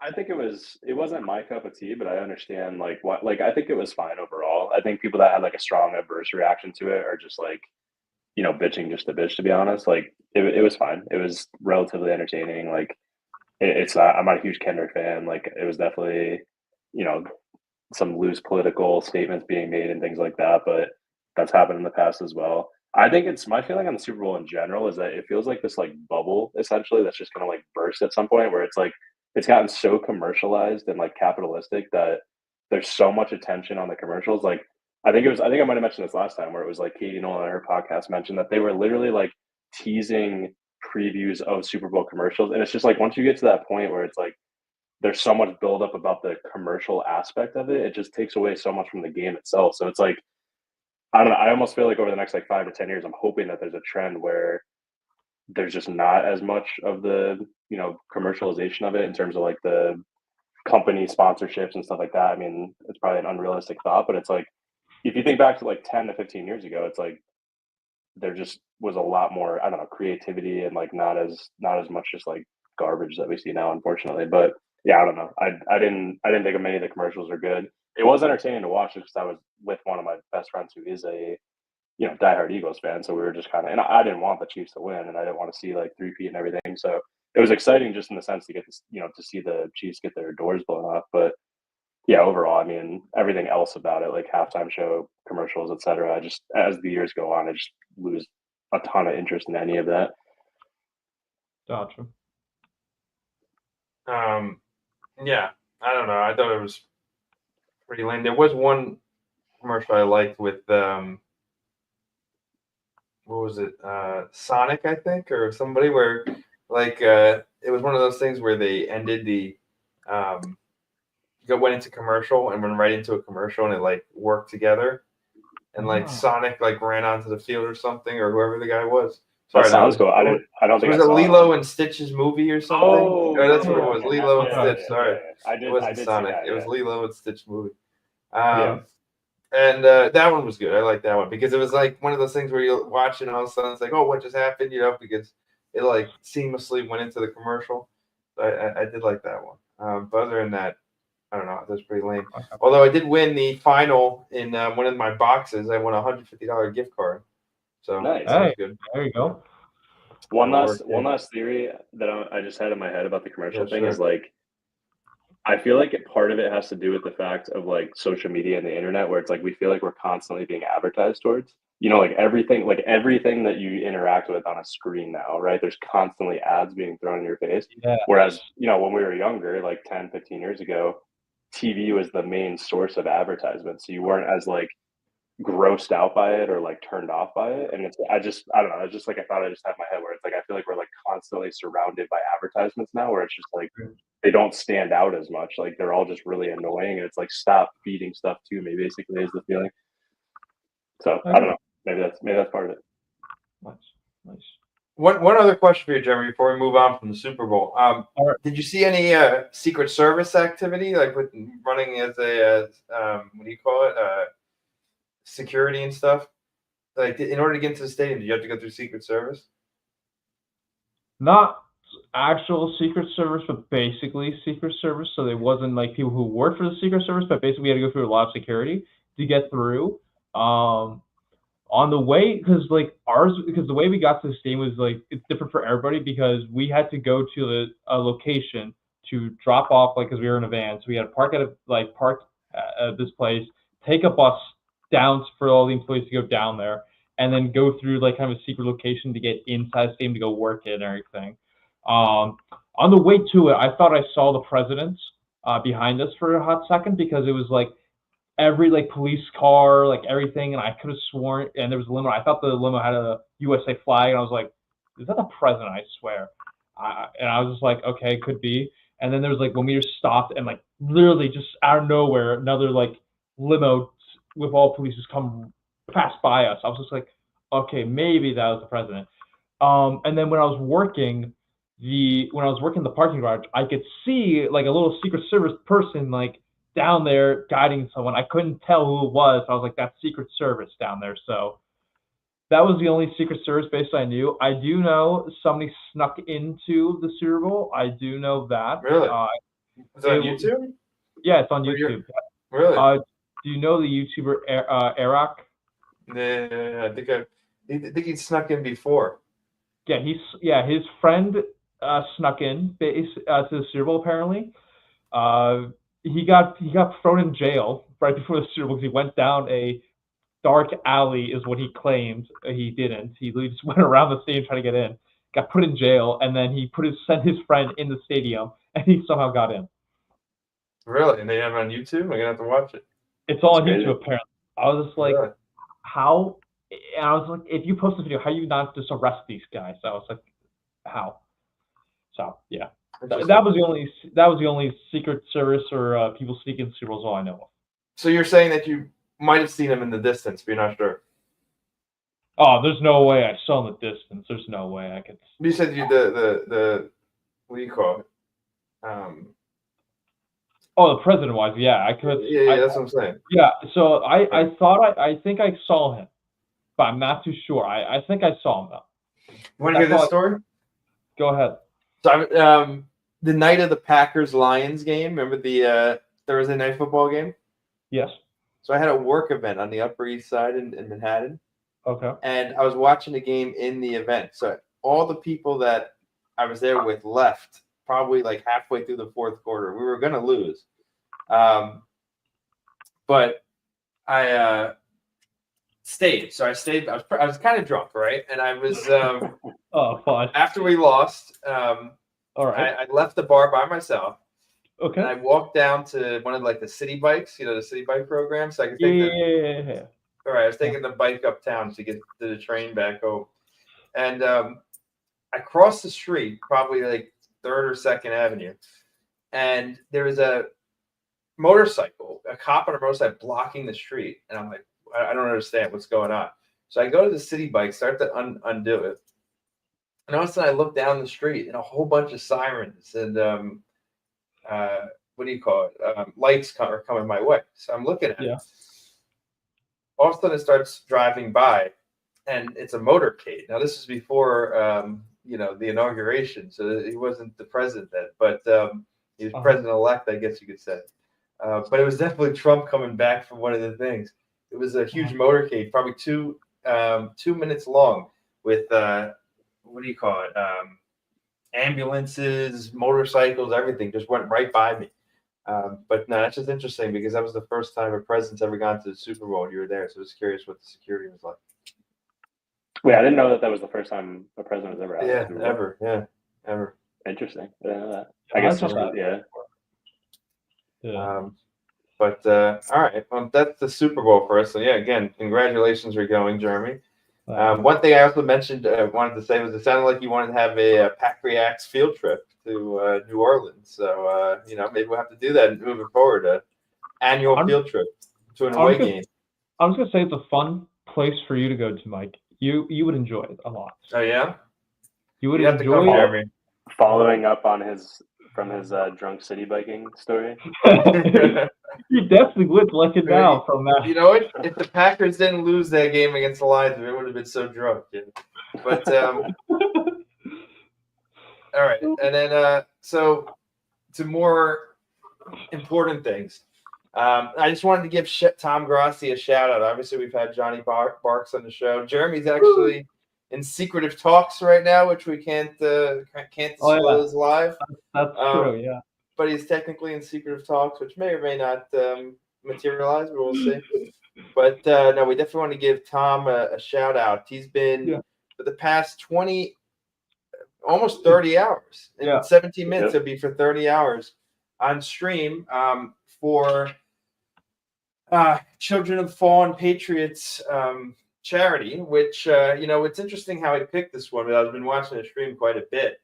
Apparently, they have 100% rating on Charity Navigator. He had never really heard of the charity beforehand, but they do a great job of making sure that 98% of donations go to actual, programs of the charity versus, some of these charities are donate $100 and like $30 or $40 that goes to their overhead, rent, salary expense and stuff. None of it, that 40% doesn't actually go to the charity that you donated to. And, Children of the Fallen Patriots, apparently I was watching some representative of theirs yesterday at the beginning of the stream. Their overhead and salaries and all that stuff is actually funded by the board of directors themselves. So I guess they have some, fairly wealthy individuals on the board of directors that actually operate the charity. And then all the donations, 97 to 98% of it actually goes to providing, money towards scholarships and computers and books. The children of, who have lost at least one parent in the line of service to the country. So obviously a great cause and, a great charity that I really respect from an accounting perspective actually does and puts the money to what they say it's going to be. So just want to shout that out. Tom has had a lot of good and interesting guests on over the past 30 hours, and he's now at just around $275,000, is my understanding, 30 hours in. So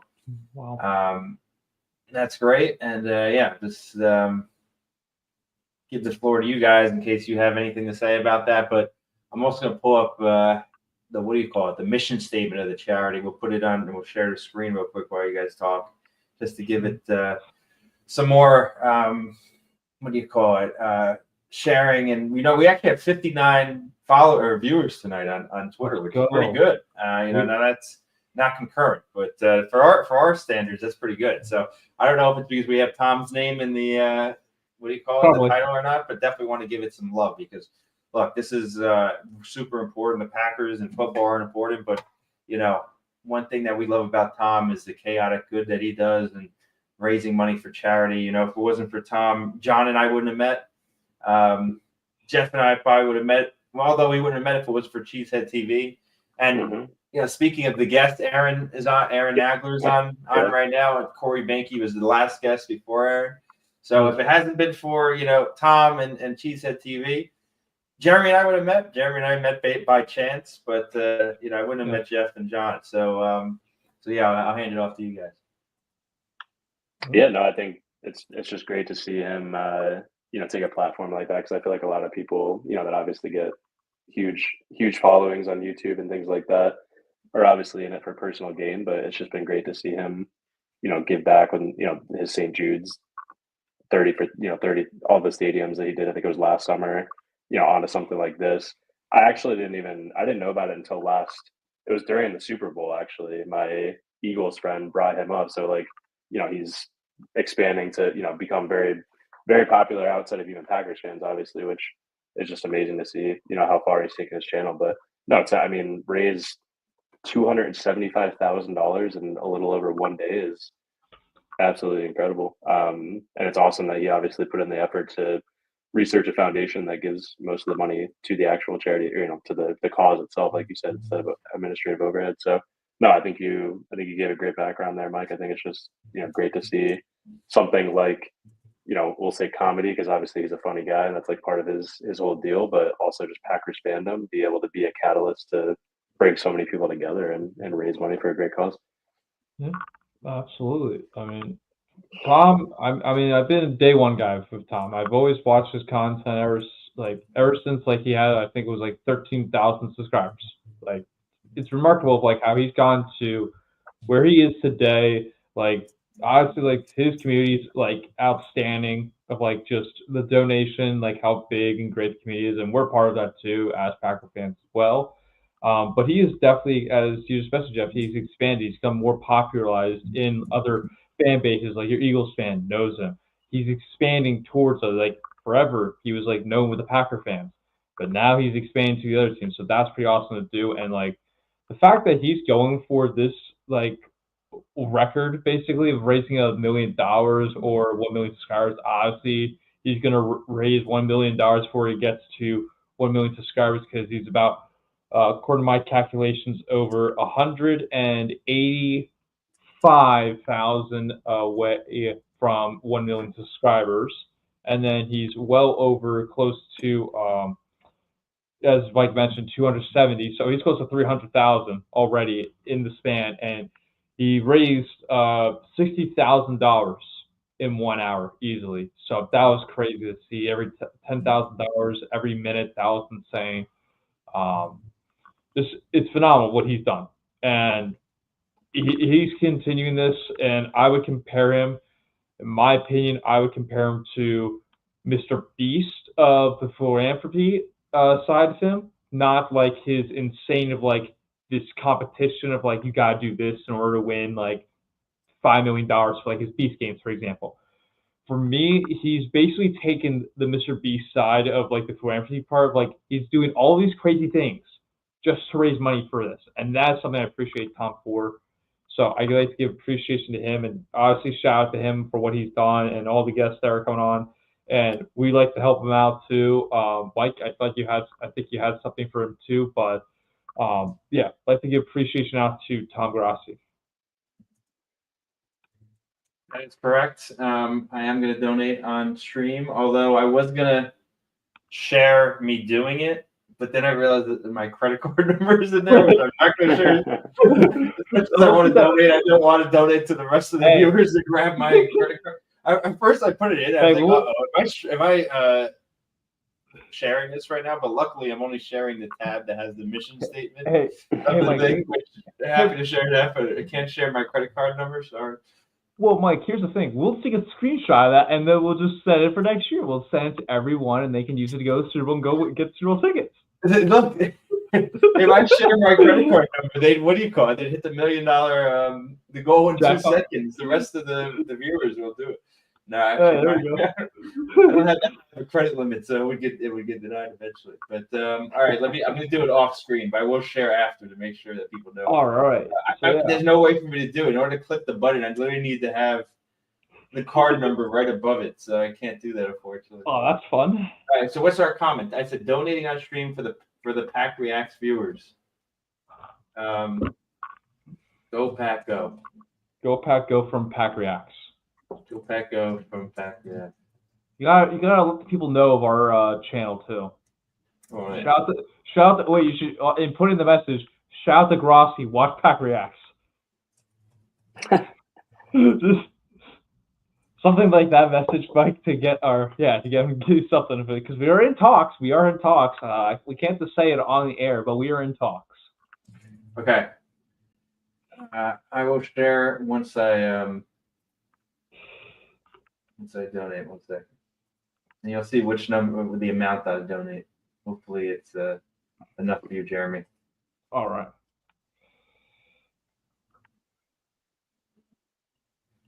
Okay, you ready?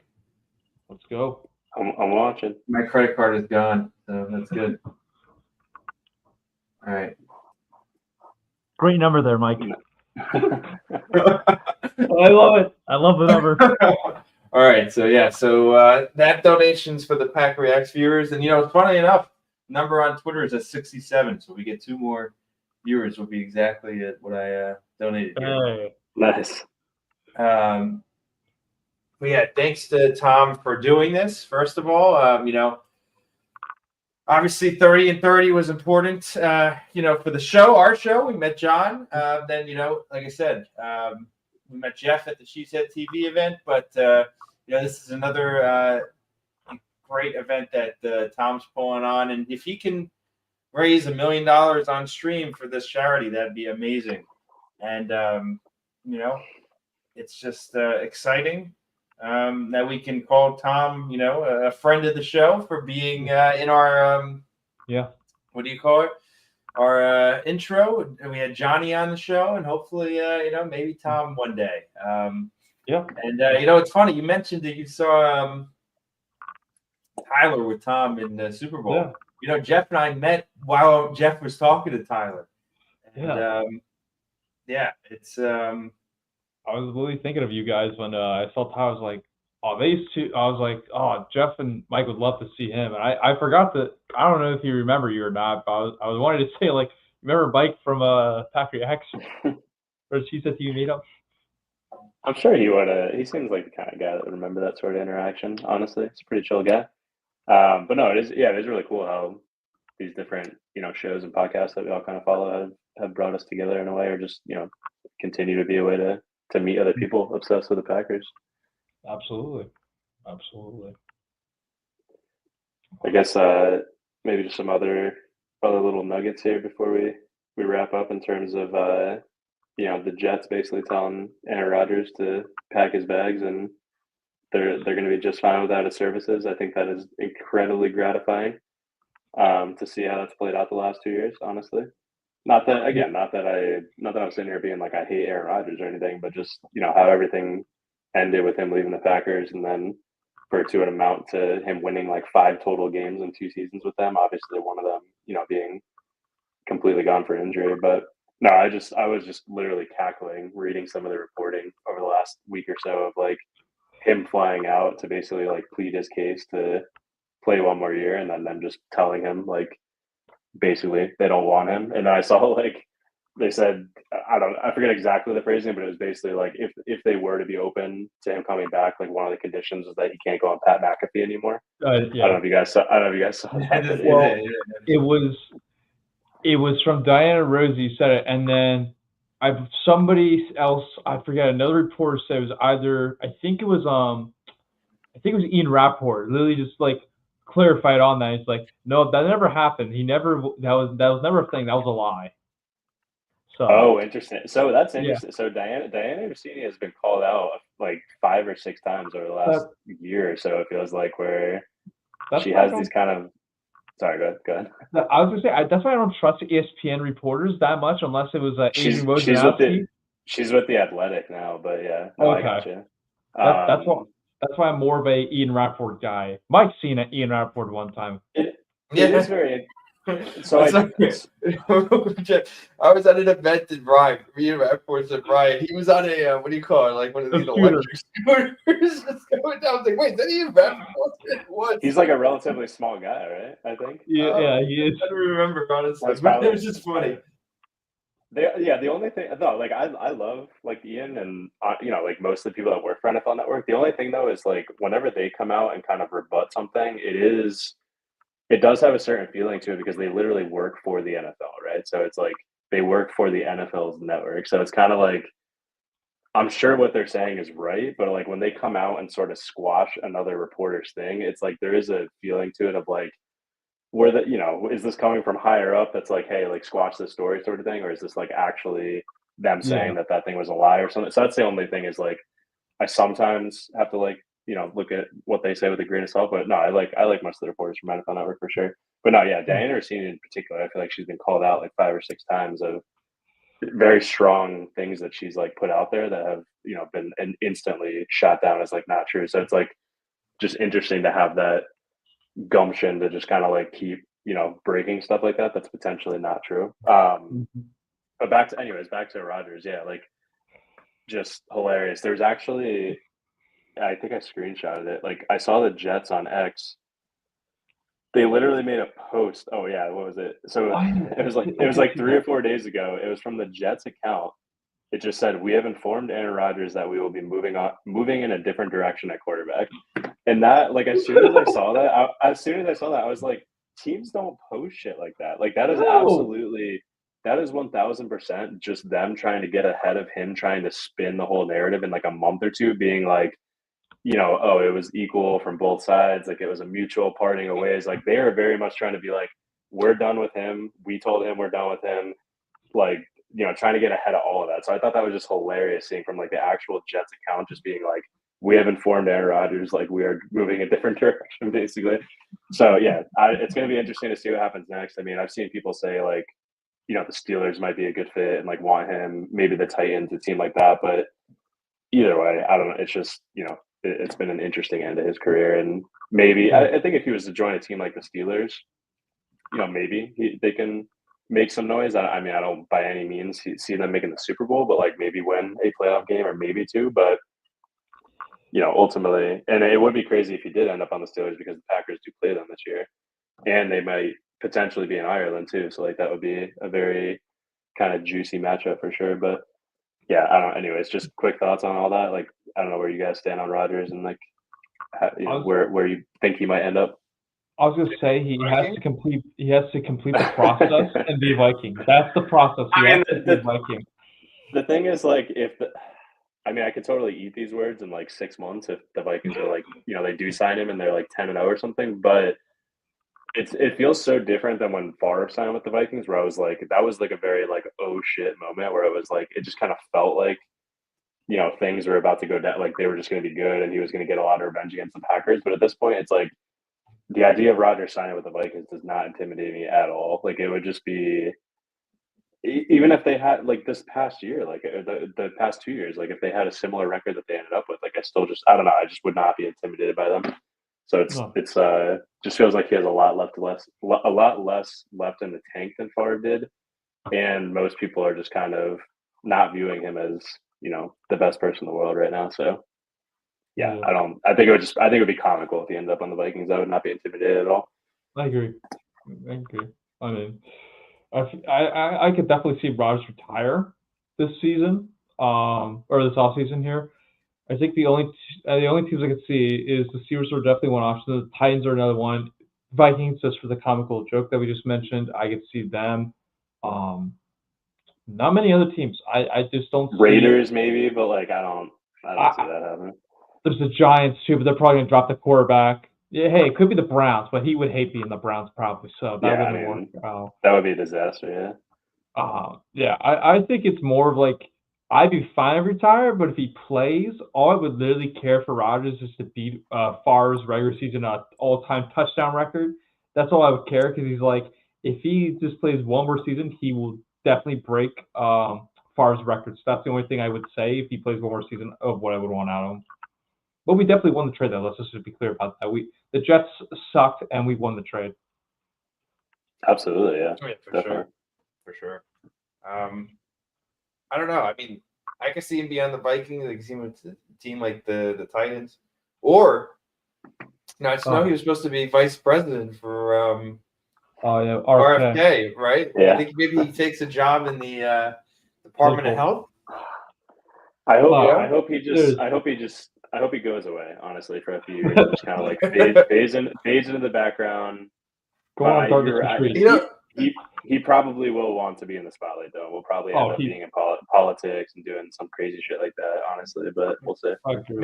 Maybe what do you call it? Tries to join the Department of Health and get ayahuasca and mainstream drugs legalized. Yeah, legalized. I think it is legal. I don't know. I'm not sure if it is. I don't know. Honestly, don't know if it is. I mean, he has to go to Peru to do it, right? So maybe it's right. But yeah, maybe he tries to normalize ayahuasca. Yeah, maybe.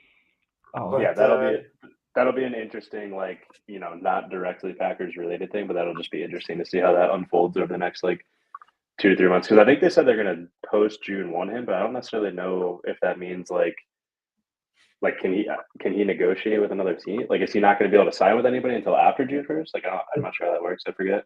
I think it's after June 1st because I remember when we did Devondre Campbell, he couldn't do anything until like. I think it was like July. He signed with the 49ers. So I think it's like he can negotiate if that's going to come true by that case. So it's basically a June 1st cut. But I'm pretty sure you still can negotiate if you're pretty much going to get like released. It's going to be like kind of tampering when you're not supposed to tamper in free agency. I think that's what it's going to play out to be with Rodgers. Like, I think it would be like after the draft, that's when I think he would start like negotiating because every team's got to get set up like, okay, we got all these guys. What's our plan? Yeah. Yeah. Then what's our plan? Like, I think that Yeah. that's my case for Rodgers, my guess.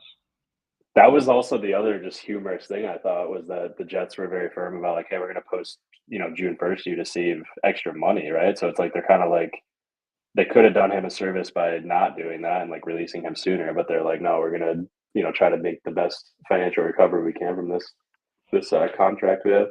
Yeah, But I mean, it's been terrible for the Jets, and they still suck like the Bears and Packers. Well, we won trade, so that's all that matters to me from that side. yeah, no, I completely agree. I guess the only other thing I had was just update. I know we talked about like draft, needs and prospects that we're interested in and free agents and stuff like that, but just any new thoughts over the last 3 weeks in terms of, I think for me, it's still probably cornerback or edge, first round. Very hopeful that they could pull off something like a Max Crosby trade. That would be incredible. Potential Devontae reunion, things like that. But a name I've seen floated around more recently by like Andy Herman and some of the other guys like that, like is Paulson Adebo from the Saints, who's like a young, I think he's like 25, 26, drafted, I want to say third round in like the 2020 draft.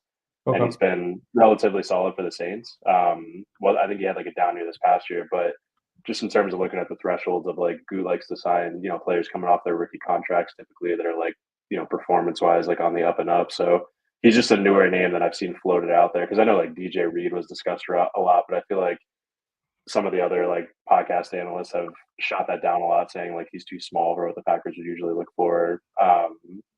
So yeah, basically Max Crosby, that would be incredible. I think the Myles Garrett stuff probably broke since the last time we talked. So like, I feel like that's going to take too much, and they're just going to get outbid. Like I don't think they're going to be able to acquire him, but that would be game changing, obviously, if they were to get him. I just don't think Myles Garrett gets traded, just given of like how much like dead cap they have to take on because they already have to deal with Deshaun Watson. So I'm just like, it would have to be, in my opinion, for the Myles Garrett thing, you have to at least put up like three first round picks and like a second round pick or something like that. Because I think it would cost more to get Garrett than Crosby, in my opinion. But I don't think Crosby will get traded. Unfortunately, I just don't see. Like, I think a name that I could definitely see Jeff for the Packers to get in free agency is Nag was talking about Khalil Mack. Yeah, Khalil Mack. Yeah. I could see that because that's like the Julius Peppers kind of signing we need. We need a veteran guy presence in there, and he's not as old. He's still productive of what you get out of him despite the injuries and everything. So I would take him. Herman was mentioning one of the Falcons' offensive linemen that he might be a good option. I don't know much. Drew Allman or something. Yeah. I only know that he's very good at the run game. I don't know about his pass game. I think that might be his weak spot. So I still don't know if they're going to re-sign Josh Myers or not. I don't think they're going to, but that's also a debacle of like, who are the Packers going to re-sign at this point? Because they really don't have to re-sign anybody, but that's going to be the case because Ryan did say he wanted to bring him back, but like we heard that with Aaron Jones last year, and we saw how that turned out. So I don't know. That's going to be the same thing with Josh Myers. Then the Jair situation is just like it was reported today and everything of like, yeah, he's not staying there. He's getting cut or something like that. Because like, bear in mind, he's not the same guy he once was. However, the problem I have, which is who's your CB then? Like, obviously got Keyshawn, but he's not gonna be the CB1 and play in that spot. Valentine, he could rise up to that position. Like, he's not gonna be a CB1 great like Jair, but he'd still be a solid CB. So what the heck are you gonna do? You're gonna do in the draft? You're gonna do a free agency? In my opinion, I would go for the free agency because you see a list of a lot of guys that I think could be very good for the Packers. Like Ward is a nice option. Byron Jones from the Minnesota Vikings. The guy from the Jets, I forget his name. I think you could go after that, a little couple pieces here and there. One guy, I would just do it, even though the Packers are pretty much solidified at this position, which is linebackers. I would put a contract on Dre Greenlaw. I'd go for him, no matter what. I put a prove 1-year deal with him, see what happens, because we know what that man can do. We don't know how you did get to see him play that much, but like 3 linebackers, like just the luxury of it, like I think that would make Jeff Hafley so happy. Just throwing it out there of an idea. Because I do know Deebo Samuel is going to get cut for the 49ers. The 49ers are going to be heading in a rebuild this year because everyone's leaving pretty much. They're not going to be the same team they once were. So that's an issue because I purely think, Jeff, with like this offseason coming up, Packers make a splash. I think we're the second best team in NFC, and that's behind Philly because Philly, like, they don't have to worry about much. Like, the only worries Philly has is Zach Bond, and he's probably going to resign with Philly, even though he had one good year with Philly and in his career. Yep. But you look at the Lions. That is one other option. However, they lost their offensive coordinator. They lost their defense coordinator. They lost coaches from both sides that got taken. So that is definitely an interesting spot I'd like to look at to see if they're going to go, like, how the Lions – I think they're going to regress a little bit, not go, like, fully downhill, just be like, all right, we're going back to rebuild. Because I truly think this past postseason was the last chance for the Lions to win the Super Bowl with that, like, team. I truly think it was. So I think you got the Packers who are on the rise, and then Philly, you don't know what the heck's going to happen because they're up and down. You just don't know what's going to happen. Honestly, got Saquon Barkley, but they lost their offensive coordinator once again. So the question is going to be, who's going to be the offensive coordinator and is they going to be good or bad? I don't know. That's my question with Philly is like, are they going to be good again and maybe be the dynasty is what they're claiming right now, and all Eagle fans say they're going to be a dynasty? I don't believe it is, but like, you don't know what the heck Philly is because like they should have theoretically been to the Super Bowl the past 3 years, Jeff, in my opinion. Like, that downhill should never have happened. They should have went to the Super Bowl. But like, you don't know what's going to happen out of Philly, and that's the big thing because I think this is the Packers.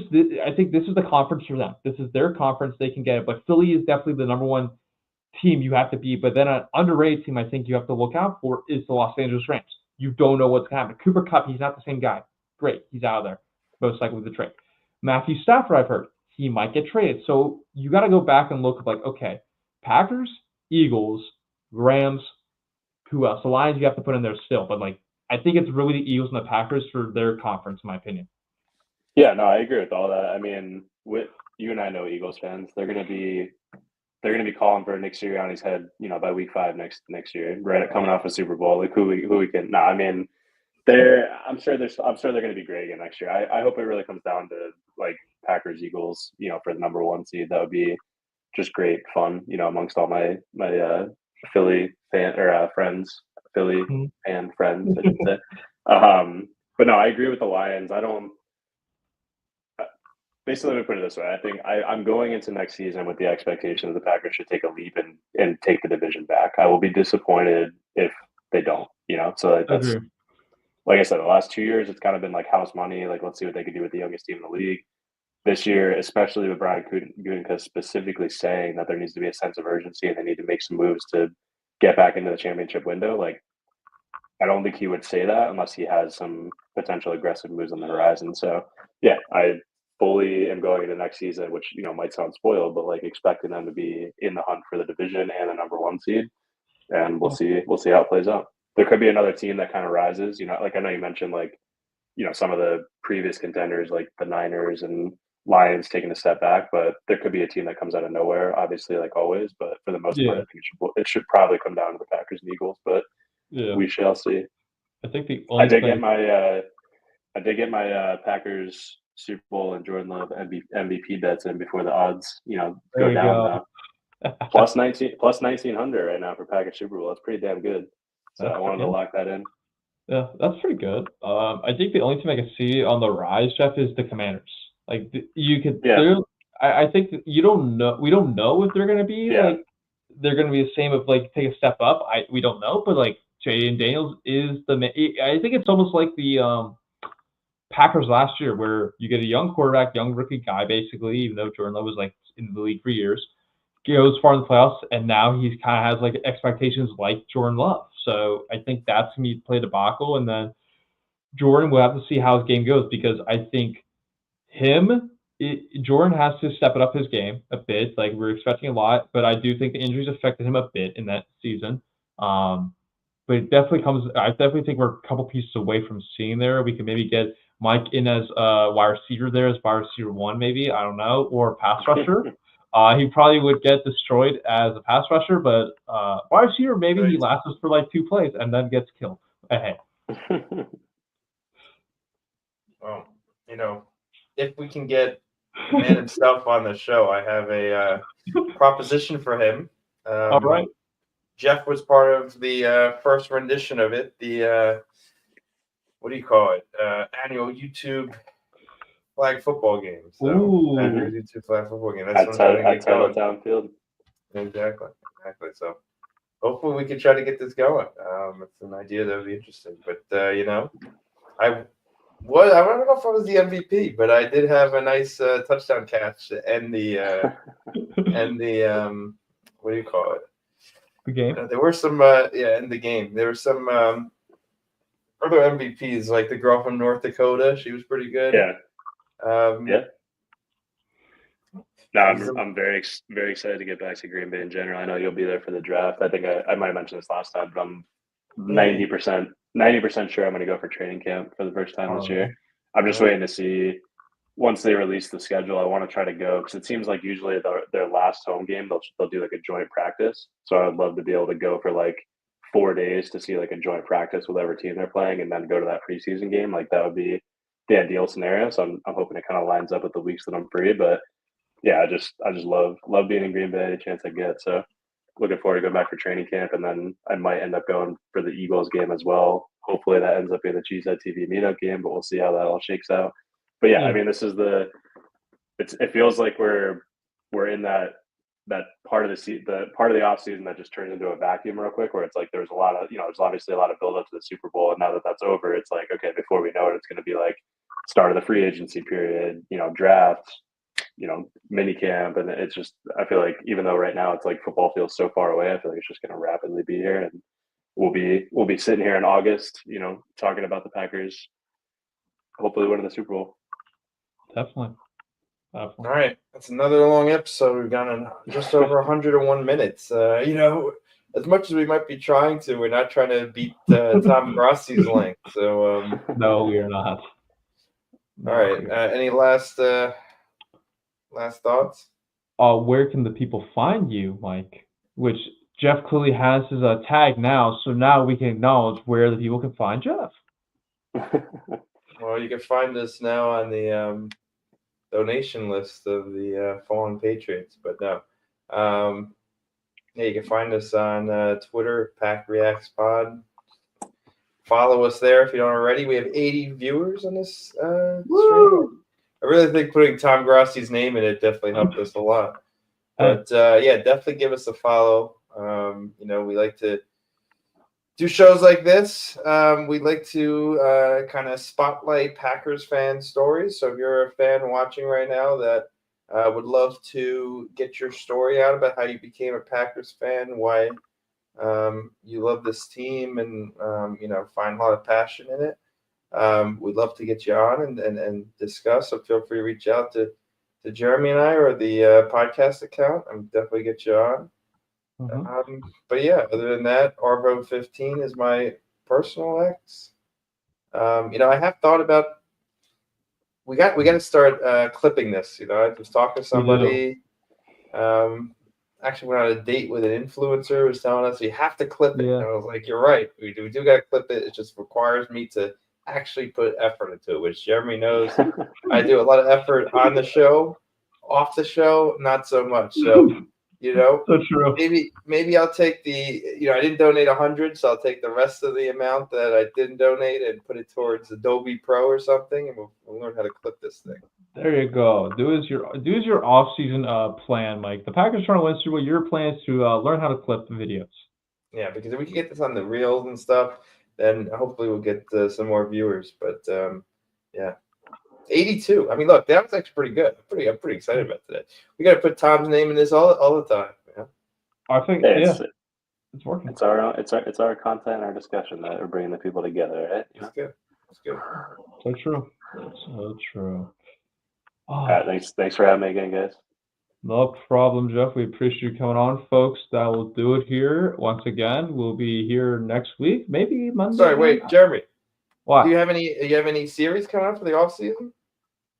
So I'm having my Super Bowl video, of course, coming out this week. I will be continuing still on my GOAT series. I'm still on my season 2 because I've been busy with the Super Bowl, of course. So I will be doing the Saints. I will be doing the Jets. I will be doing the 49ers. I'll be doing the Patriots, even though we obviously know who's going to get. Trying to think. Yeah, we got about like 5 teams left, and then I will put it out to you guys if you want season 3, and I give you option of what the heck you want for season 3. I give you choices. So I value you folks have been. Wait, sorry, season 3 of what? Like a series to do? Yeah. So like, what would you like? For example, one idea I was thinking of was like big cities of like Los Angeles, San Francisco, Philadelphia, Chicago. Who are the greatest athletes from the big 4 sports teams? Who's the greatest of all time from those cities? That's one idea. I have a thought. Go ahead. I would work on this with you together. Okay. What about like Super Bowls? So you start at Super Bowl 1 for this, and you talk about, you know, the greatest parts of the Super Bowl. So the MVP, you know, like who won, the best commercial, you know, something about the where it was located, right? Like a series where you go through all the Super Bowls. 59 episodes right now. That would be that would be a lot of episodes. That would be a lot of episodes, I would say. It would take us a long time. We could that's a good idea. I'll put that in the suggestion box for everybody. All right. Sorry, I cut you off. That's all I had though. That's all I had. But folks, we'll leave it here, and we will be here next week. Jeff, thank you again for coming on. We appreciate it. Once again, rocking Temple University. My opinion, the best Philly school out there. Not Villanova, because Villanova is not a Philly school, in my opinion. I don't know about you, Jeff, but that's too low. Totally agree. Okay, thank you. So yeah. But UPenn. Yeah, that's a Philly school. Every school that you think of is a Philly school except Villanova is basically it, because Villanova is basically they're out in the suburbs, yeah. Yeah, they're out, like they're right near us, and we don't consider them like a Philly school in our opinion. Whereas UPenn, like they're dead center in there. St. Joe's, they're there. Temple is right in there. Drexel, of course, is in there. So yeah. All right. Yeah. But as always, folks, we like to say the Go Pack Go chant on here. So we ready to do it on the count here of the 3 seconds, guys? So sure. All right. 3, 2, 1. Go Pack Go. Go.